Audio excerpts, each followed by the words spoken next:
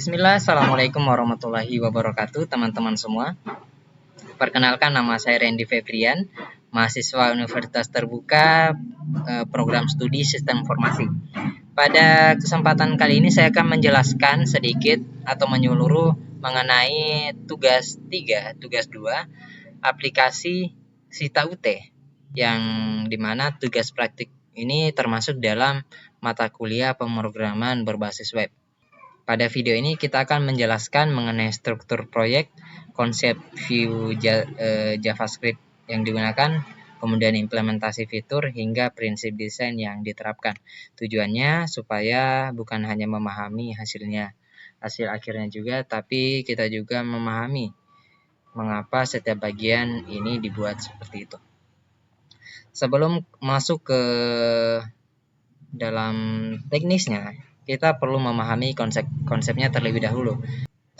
Sita UT ini adalah sistem informasi tiras dan transaksi bahan ajar. Artinya sistem digunakan untuk mengelola stok bahan ajar dan mencatat distribusi melalui delivery order. Dalam tugas ini saya membangun dua fitur utamanya, yaitu halaman stok bahan ajar, kemudian halaman tracking delivery order. Dua halaman ini saling terpisah namun masih dalam satu navigasi yang sama. Artinya framework utama yang saya gunakan adalah Vue JavaScript yang terkenal ringan, sederhana, dan sangat cocok untuk membuat aplikasi interaktif berbasis front-end. Pertama-tama saya akan mulai dengan struktur foldernya terlebih dahulu, karena ini termasuk fondasi penting dalam pemrograman. Di dalam folder ini saya membuat beberapa file dan direktori utama, yaitu ada index, stock, tracking, kemudian aset, CSS, dan JavaScript. Index ini sebagai halaman utama navigasi, kemudian stock HTML sebagai manajemen stoknya, kemudian tracking HTML yang saya buat untuk mencari data delivery order. Kemudian selanjutnya ada aset yang di dalamnya terdapat logo Universitas Terbuka sebagai bagian dari style CSS ini. Nah, style CSS ini adalah bagian dari desain yang saya gunakan pada tampilan website Sita UT ini. Dan yang terakhir adalah ada file JavaScript yang isinya ini memisahkan antara logika dan tampilan. Di dalamnya ada data-data yang kita gunakan nantinya. Struktur ini bukan hanya memenuhi penilaian, tetapi juga memang sebagai konsep modular programming yang mana setiap file memiliki tanggung jawabnya yang jelas. Jadi kita sengaja memisahkannya. Selanjutnya kita masuk ke dalam halaman stok bahan ajar. Pada halaman ini prinsip utamanya adalah data binding. Dengan Vue JavaScript, kita bisa menghubungkan data dengan tampilan tanpa manipulasi DOM manual. Beberapa konsep dasar Vue yang saya gunakan yaitu ada V4 yang mana digunakan untuk mencari daftar item secara otomatis. Di mana datanya ini akan setiap kali datanya berubah, tampilan langsung mengikuti. Selanjutnya ada view model input dua arah, two-way binding. Fitur ini saya pakai untuk pada filter UPBJJ, filter kategori dan status stok. Begitu user mengubah filternya, view model langsung mengupdate data di memori view. Selanjutnya ada computed, yang dimana bagian ini mengotomatisasi menghitung ulang hasil filter. Misalnya computed buku tampil.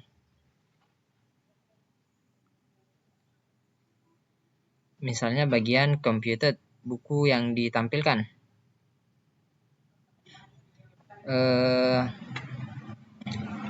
Buku tampil akan mengembalikan daftar buku yang sudah difilter. Ini membuat aplikasi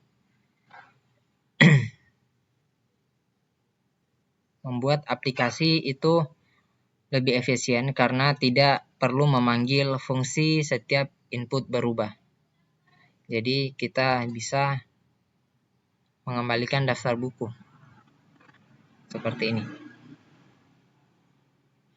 Kemudian ada validasi dan conditional rendering. Validasi ini sangat penting dalam aplikasi apapun, di mana di halaman stok validasi saya terapkan untuk menambah buku, mengecek ketersediaan stok, memastikan kode tidak duplikat, yang dimana untuk menampilkan error atau status stok saya menggunakan view if dan view show. Misalnya untuk warna hijau untuk status stok yang aman, warna kuning untuk status yang menipis, dan kemudian warna merah untuk stok yang habis. Yang dimana conditional rendering ini membuat tampilan lebih informatif tanpa kode yang rumit dan mudah dipahami oleh user atau pengguna. Selanjutnya kita ke halaman tracking delivery order. Halaman kedua ini adalah sebagai interaksi yang lebih kompleks. Ada dua fitur besar, yaitu kita dapat membuat atau menambah delivery order dari pelanggan, yang dimana kita bisa mengisi nomornya, kemudian mengisi NIM, paket apa yang digunakan, kemudian nama, jenis ekspedisinya. Konsep ini penting sekali, di mana dalam Watcher itu fitur view memantau perubahan data tertentu. Bisa memantau perubahan data tersebut. Misalnya saja sebagai contoh saat user memilih paket. Setiap kali paket berubah, total harga juga akan ikut berubah atau langsung terupdate. Seperti ini. Misalnya saja kita memasukkan NIM saya 34855 dengan nama Randy Febrian ya. Kita memilih paket IPS dasar. Nah di sini total harga atau harga yang ditampilkan berubah, dan misalnya kita simpan dan terbaca berhasil dibuat.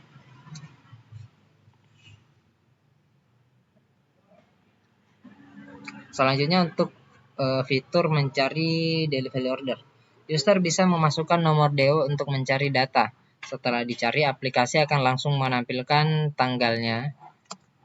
Misalnya kita tadi di sini menggunakan nama saya atau data dari saya. Di sini akan menampilkan tanggal yang dibuat, daftar bukunya apa, kemudian status perjalanannya. Sekarang ini data yang digunakannya adalah data yang berasal dari data dummy yang ada di data bahan ajar.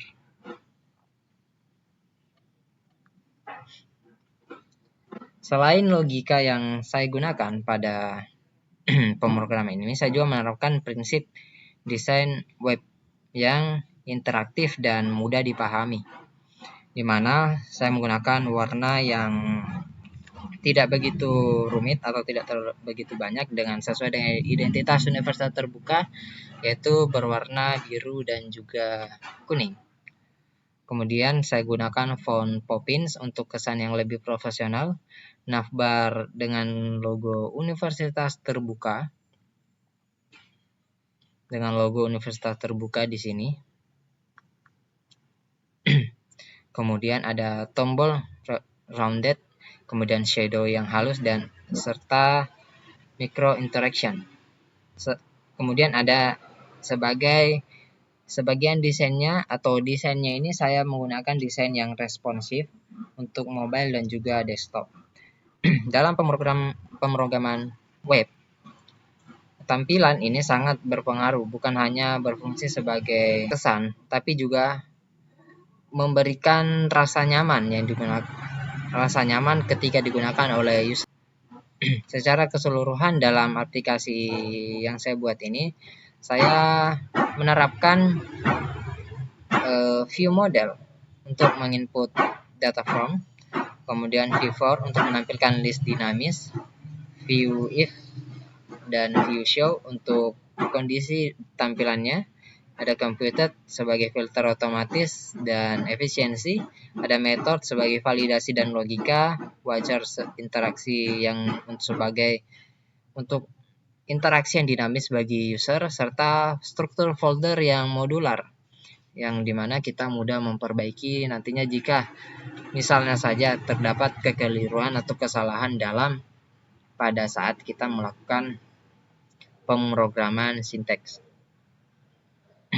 Dengan kombinasi ini diharapkan aplikasi bukan hanya sekedar tugas, namun juga bisa dikembangkan menjadi sistem yang nyata nantinya pada suatu hari nanti. Dan sebagai penutup, semoga dalam penjelasan materi mengenai aplikasi SITA-UT pada tugas praktik 2 ini, saya berharap penjelasan ini mampu membantu memahami tidak hanya pada hasil akhirnya saja, tetapi juga konsep-konsep view JavaScript yang digunakan di dalamnya. Mungkin cukup sekian, dan terima kasih sudah menyimak. Jika terdapat kesalahan dalam penyampaian saya pada kesempatan kali ini, mohon dimaafkan. Saya akhiri, wassalamualaikum warahmatullahi wabarakatuh.